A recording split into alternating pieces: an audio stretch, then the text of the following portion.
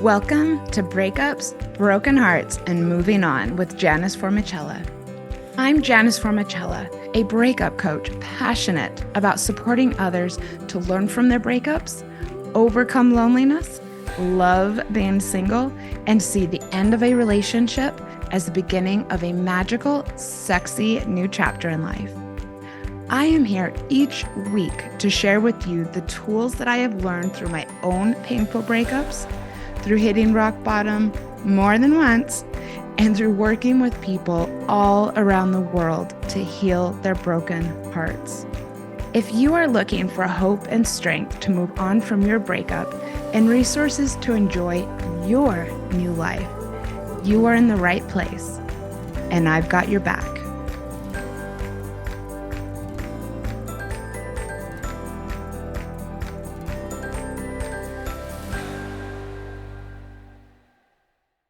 Today, I'm talking about slowing things down in a relationship. In my studies as a breakup and dating coach, this is something I've read a lot about and studied. As a coach, I know for sure that it is something that people struggle to do, especially when there are lingering effects from a breakup. As a human myself, I know how easy it is to get caught up in the excitement of a new connection and want to just run with the feel goods. I've often said on the show that the relationship pattern that I most work to improve is that I love being swept off my feet. This has been the way that I have felt, that I've most felt like the turn on in past relationships, and it's how I've gotten excited about people. And it's also something that I know from experience and from doing this and from studying a lot that can lead to a lot of heartache. So today I'm telling you why you may want to go slow in dating and how to do it. All right. So like I said, I haven't always practiced what I preach. I think this is what makes me a really great coach. I really do have experience kind of all over the place when it comes to dating and relationships. I was really young when I met my ex-husband and moved fairly quickly. We did wait 3 years to get married, but we moved in and merged completely within the first year. Looking back, I probably wouldn't even have thought to do it differently because of how I was raised. I was raised in a very strict Mormon community, and most of the people I knew who were married had gotten engaged and then married within the first 6 months. I am not kidding. I've known people to get engaged after the first month. I've known of one case where a couple got engaged after the first date. It's a cultural thing. So it was super normalized for me. So while we waited to get married, in my mind, at the age that we were, marriage and commitment was something that I wanted and something that I thought we needed, even though we were so young, like college freshmen. And I also saw that those who I knew, those who I had grown up with around me were doing it. And, it was just a desire that I still had because I was so recently out of that community. So yeah, I pushed for, a full commitment as soon as I knew that we were somewhat of a match. We were very compatible in a lot of ways.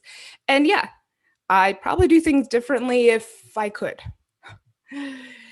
After my divorce, I had another lesson in the importance of taking it slow. I had a whirlwind relationship with someone who seemed to be a dream in the beginning and who turned out to be the most terrifying and abusive person I've actually ever known. And I do not say that lightly. I want you to know that. We moved really fast, and so much so that I just felt really sucked in, and too much so to really walk away by the time I realized that it wasn't a safe situation for me. If I knew what I knew about healthy relationships now, I don't think that he would have even seen me again or spoken to me again after probably the second week that I came in contact with him. Right? And I know that that is like a worst case scenario situation. Okay. So just because my situation was abusive doesn't mean that, if it's not abusive, you should rush. I'm just saying, this has happened to me. I know why it's important. And I also know that there are exceptions. Of course, every relationship is different, every person's different. And I absolutely know of a small handful of, quote, successful couples who have been together a very long time, who went really fast in the beginning, very fast. A couple close friends of mine, I think they hooked up on their first day and they're, very happy many, many years later.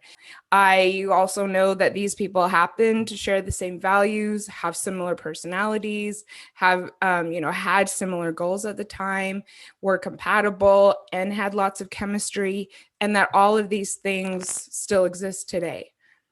So I also consider them to be exceptions. I do. So I'll stand by my opinion as a coach and a dating podcaster that it's typically better to take things slow. All right. When we come on the podcast, we do need to kind of give, quote, blanket advice. And so this would be one of mine.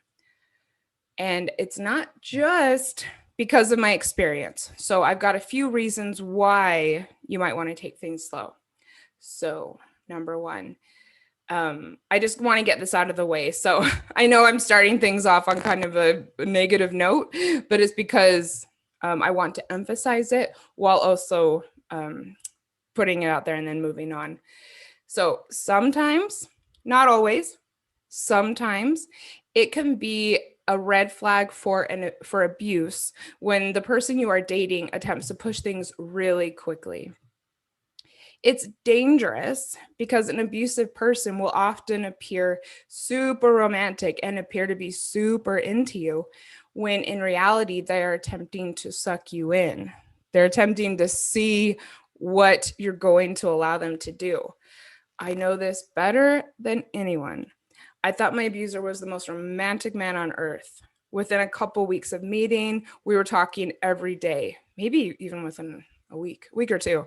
And this was at his insistence. He showered me with gifts and trips in the initial months, sweeping me off to Vegas one weekend, last minute. Super fun, super sexy. And he also became really demanding of my time. And I took it for affection, like he just couldn't wait to talk to me again. He asked me to move in before we'd even been together 6 months. And once we were living together, I realized it wasn't the fantasy I thought it was. When things completely fell apart over a year later, I started to do research into domestic violence, which is really interesting because guess what? I was a women's studies major and already had studied a lot on domestic violence. I had worked at shelters, but I wanted to learn about the psychology of the survivor and how I had gotten wrapped up in something that was so dangerous. And I was really amazed at how depressingly textbook my relationship had been, and what a textbook example of an abuser my ex was. I mean, he checked every single box of things to watch for. And I also learned that abusive individuals will often try to move really quickly in dating. They might say things like, "You're the only person who gets me." Have you heard that? "I've never felt this way before," and make a play for a lot of commitment in the early weeks and, initial months. It may be exciting, but it can also be a sign that a person is attempting to exert control over your life, that they are seeing how wide they can stretch your boundaries, that they don't respect that you have a life outside of them, and that they are attempting to experiment with isolating you from your network. Right? I could go on and on about this. It is great to get excited about meeting someone new. I completely still think that to this day, but we are adults. We need to do things in the right way when it comes to relationships.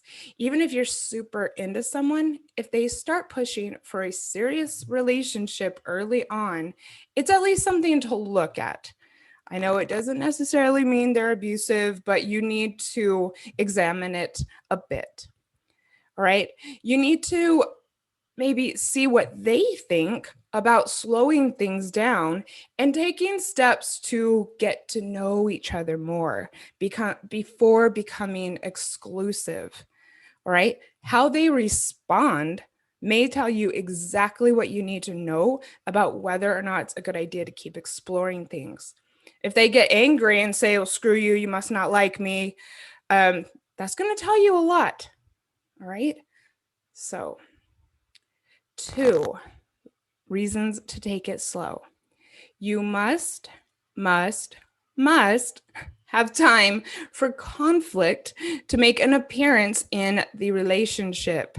If you get too invested and then find out what a jerk they can be, it can be harder to walk away. Again, I know this from personal experience. I was amazed at how belittling and degrading my ex could be, or how dismissive he could be when I tried to have very calm conversations with him about how he acted when he was hungover. He's also an alcoholic, and he was a nightmare to be around the next day after he would drink. We had merged our lives together so much by that point that I found it difficult to walk away. I moved really quickly with the last man I dated. I sometimes refer to him as Laundry Boy. And that was because I knew by that time that it was best to take relationships slow. In fact, in my relationships, in the previous years before I got with him, I had taken things really slow. So much so that, the men I dated would complain. But in this case, I kind of had this false sense of security because we had been friends. Like, I'd actually known him for a few years before we became a couple. And so I was, we went from 0 to 60 just, kind of immediately once we kind of discovered that we had this connection. So all that being said, one of the first times we argued, he started mimicking my facial expressions as I was trying to talk to him about the conflict, about the disagreement. I was shocked. And I really wish I would have known how nasty he could be before I went to stay with him in London for an entire month. So some people are completely lovely when there's no conflict to deal with. But conflict can be extremely threatening to some people. Those who desire healthy relationships and are able to be self-reflective can learn over time how to handle conflicts in a mature way. Sure, it doesn't necessarily bring out the best in everyone. It's not something that we want, but you can learn how to cope with it in ways that don't make it worse, in ways that don't unnecessarily hurt the other person. But for others, it brings out their absolute worst side, and they may feel as though they will sacrifice too much to learn about their patterns or unproductive communication. You need to know this about someone. Write this down. When someone shows you a side of themselves that you don't like, that is their side. That is the person you will have to live with if you move forward. That is what you will be coping with when there are disagreements. Not everyone is a complete jerk when they are uncomfortable because of conflict. I know this for a fact. Some people are. And how do you know? By experiencing it. This is not likely to happen in the initial weeks or even months of a relationship. And why is that? This brings me to point number 3, the ever-present honeymoon phase of a relationship. You know how Claire and I love to make sure that people are aware of the honeymoon phase. That's because awareness of this relationship dynamic can prevent a lot of heartache down the line. So I know that we have new listeners all the time. I bet we've got a bunch listening. So let me provide a little refresher here.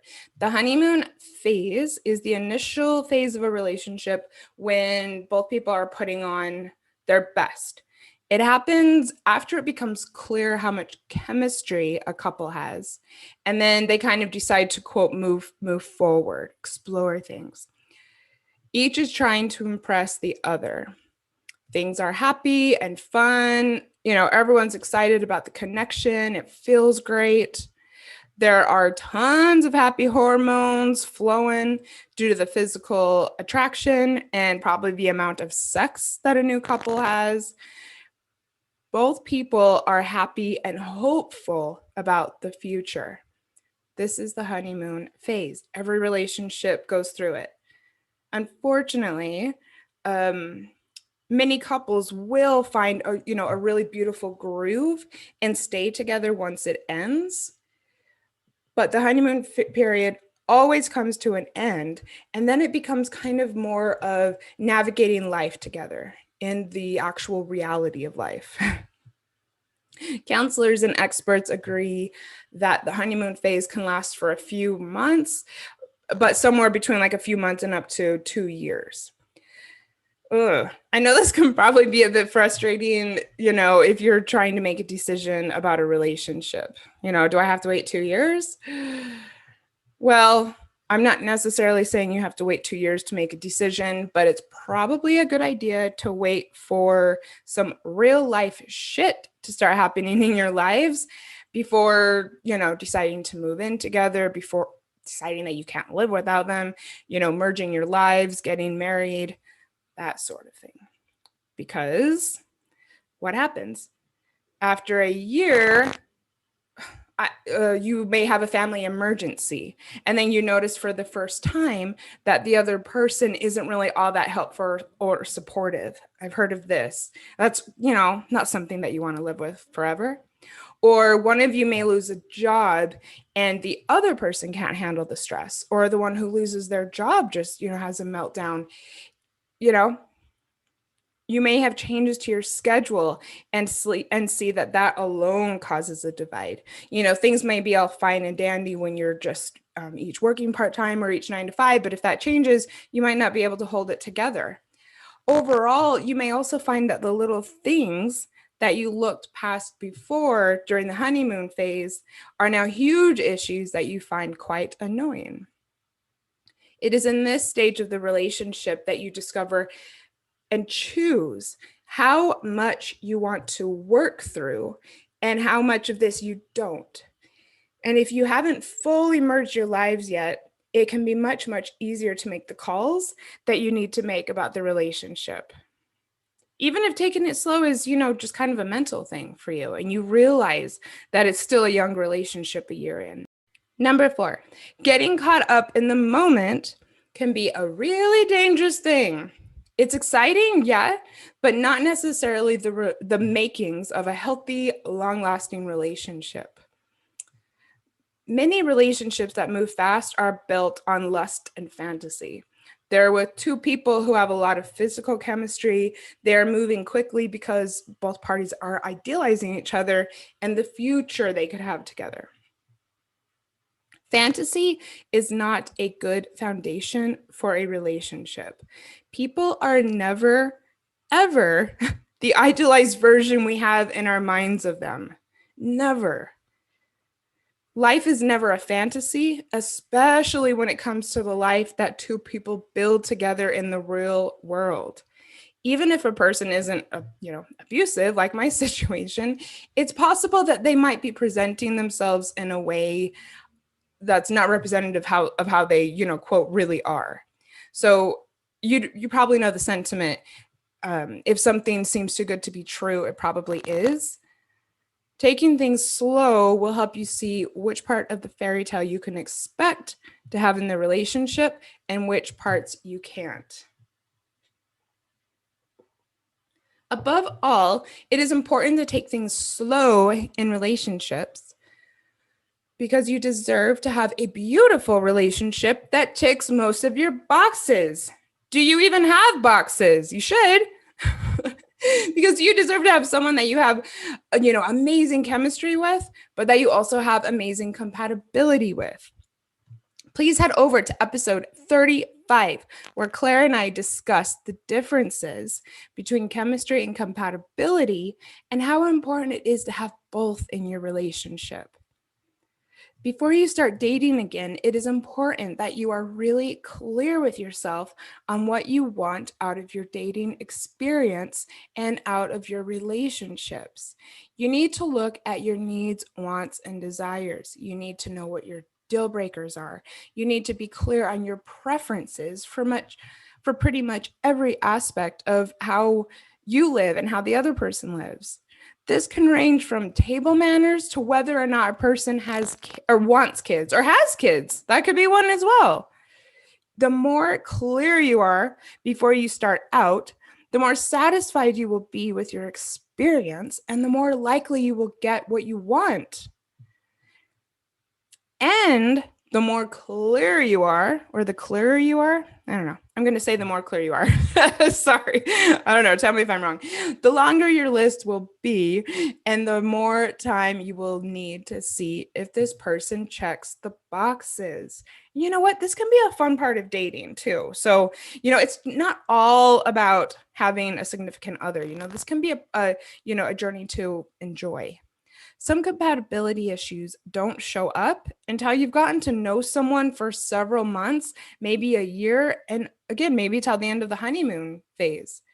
So keeping things flexible can really help you create confidence in a relationship because you can mentally go through and think about your boxes and know whether or not this person is ticking them, whether or not the way that you two operate is ticking them. It also helps us see things for what they are and have perspective when sex and connection begin to cloud our judgment with a new person. This absolutely happens. It's hard to admit, but it does happen. Well, I've made my case for why it is prudent to take a relationship slow. But how do you do it? I know that this is tricky. I work with people on this kind of a lot. I've been asked this a lot, even recently. Does it just mean dating and sleeping with a bunch of people and seeing what happens? Does it mean not allowing yourself to have feelings? Does it mean just not moving in together too soon? Does that all mean that I'm taking it slow?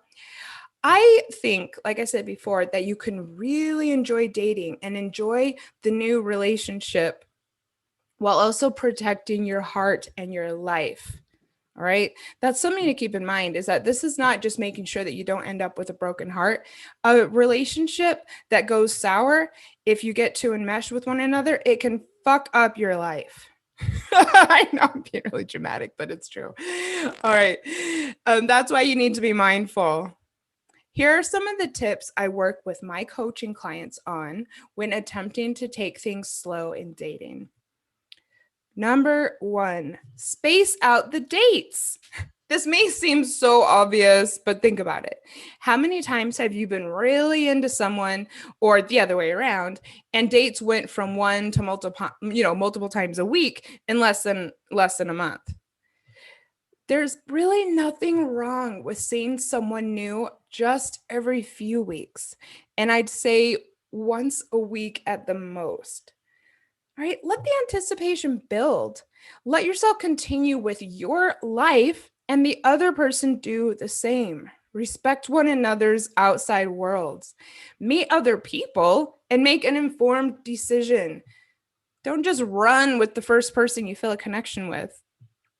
Oh, and yeah, I wanted to say this also means not spending, days on end with a person in the very beginning. I know I've done it. I've known so many people who, have had that great first or second date and then spent the entire weekend together. I don't know. I would say not to make it a habit in the early days. Number 2, this is tricky, but I want to put it out there. Space out the communication. And listen, this isn't about playing it cool or playing games. This is a common sense dating tactic to make sure that you don't get too connected before you've gotten a chance to know someone. Do not operate as though you and this other person are obligated to stay in touch after only a few dates, and certainly not before a few dates. No.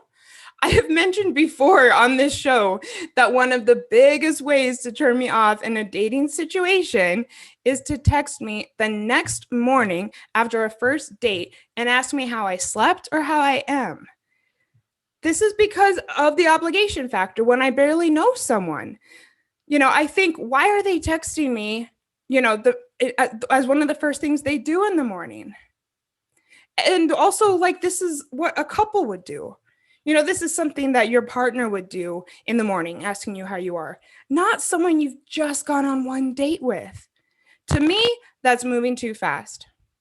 All right. However, I have had more than one female friend say that they would actually be flattered if someone did this and might like the first date morning after text.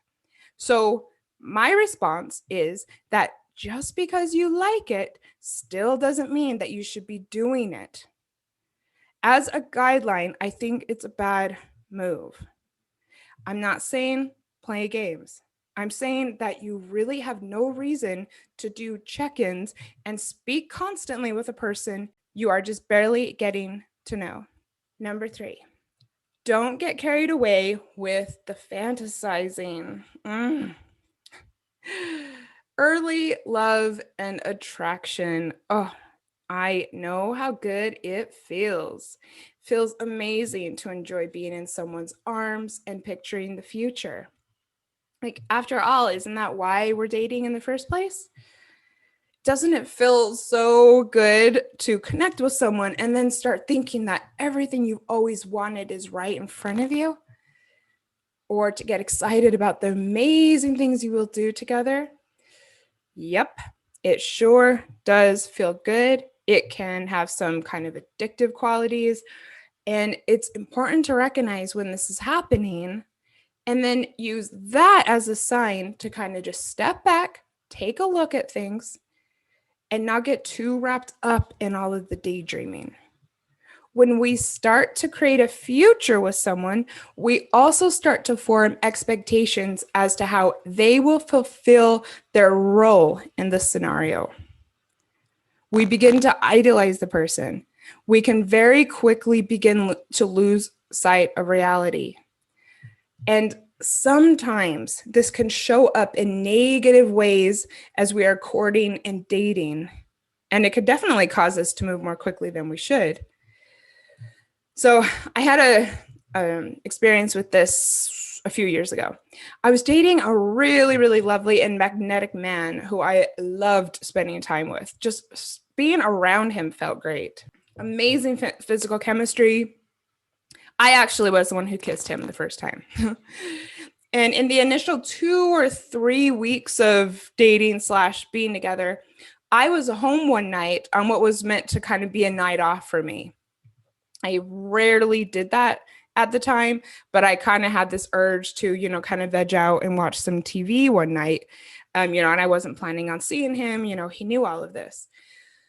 So at one point he texts and said he wanted to stop by to, as he put it, tuck me in and say goodnight. Now, I resisted this. I wasn't planning on seeing anyone. And he actually gave me a really hard time. He actually said that he felt like he should be able to do that. So I laughed it off, despite being, a little put off, to be honest. And not even 2 weeks later, we're planning on hanging out one Saturday night after I had spent the day with some friends on an outing that was quite important to me, like something that we had planned for a couple months. So at one point during the day, he started texting and just like asking a bunch of questions about where I was, when I was going to be there, what we were going to do. I mean, we had kind of a loose plan of that he was going to rock up when I got home. So, it was lunchtime and I was with a bunch of people. And so, I answered some texts, which I really didn't want to do, to be honest.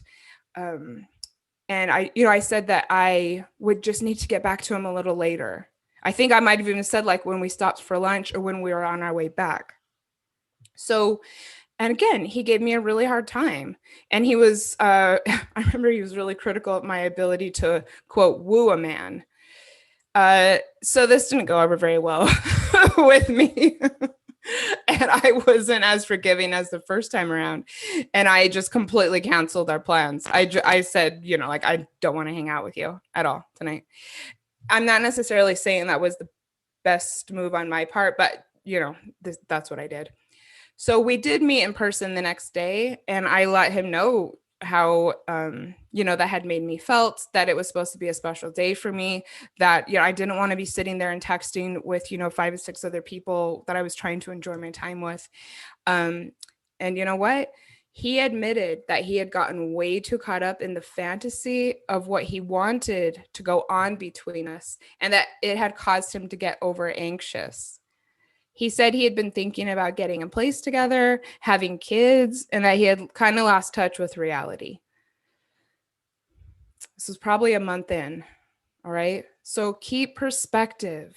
Relationships are meant to marinate. If the connection is as strong as you think it might be, it's worth giving it time. The connection will grow, and you don't have to make it happen all now. Number 4, do different things together.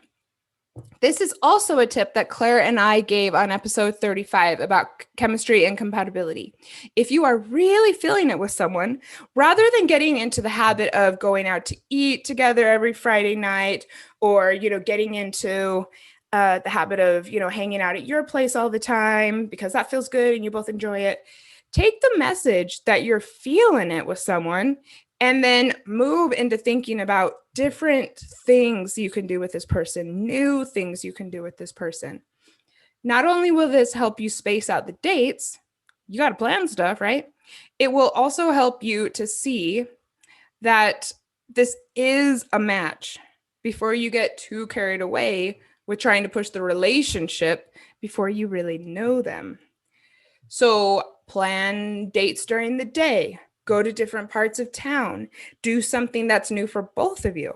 Go to a wine tasting on a Friday afternoon, and then next weekend, see live music on Saturday evening. Mix it up, baby. Get an actual feel for the person. So I will say, for me, I guess this would be something even that I would consider a stretch, because you know what? I love going out to eat. I love going to fancy bars. I would be happy to just do that all the time with my friends and lovers. But I also know that these are, fairly flattering scenarios for a lot of people. So if I was serious with someone, I would, try and kind of step outside my comfort zone, mix other things in there with it. All right, number 5, ways to take it slow. Wait to have sex. Oh boy, this is a tricky one for me to even talk about because there's just no black and white rule for this. And also, I love sex. I think that sex is very important when it comes to dating and getting to know someone. So I'm not saying, hold off too long or wait 3 months, wait 1 month, 3 dates. I'm just saying to think it through.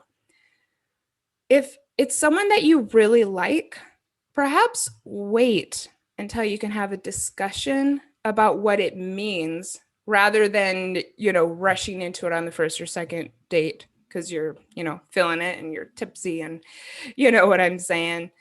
Perhaps wait until you know that you are able to have a sexual experience with someone without it clouding your judgment, or wait until you are able to separate sex from the fantasy of a future with this person. Sex can cloud our judgment. It can help to create expectations out of the other person, and it can bond us with someone before we're really ready. So just be intentional about it. When you do have sex, be honest with yourself about the fact that it's still early days, and it does not necessarily mean you need to fuse with this person or move things from casual to committed. Enjoy it for what it is, basically. Number 6, ways to actually take things slow in relationships and dating. Ooh, people, it's tough love time. My final rule is to be an adult and face reality. All right, no haters, please. Relationships are not fairy tales. Even the healthiest relationships take work, and all couples have struggles of one kind or another. People are flawed. Someone who you may have an amazing physical connection with may end up having some life complications that you don't want or need in your life. Dating is meant to be fun. And regardless of how, quote, right it feels, it is still a choice to move forward. Having self-control will not only serve you well in dating, it will probably make you a stronger person overall. So keep perspective. Allow yourself to explore things with multiple people. Allow yourself to see red flags or simply things that don't align with what you want. Okay. Not everything has to be this glaring red flag or a sign that someone is toxic. It could just not be the match that you desire. Allow yourself to put on the brakes when you feel excited, and also when you start to see that maybe as excited as you were, the relationship just isn't the ideal one for you. I know that some of this can kind of suck to hear after a breakup or once you're starting to date again. Yeah, I do get that. I hear it a lot. A lot of people want to repair their hearts by enjoying being in the arms of someone new and don't want to hear that taking it slow may be best. A lot of people are feeling disappointment after a breakup because they really want a relationship in their life. So, you might be listening to this podcast on breakups and, broken hearts and moving on. And, now I'm saying to go slow. I get that. And it's really easy to ignore suggestions like mine when you really long for companionship. So, use what I've said as guidelines for your dating life.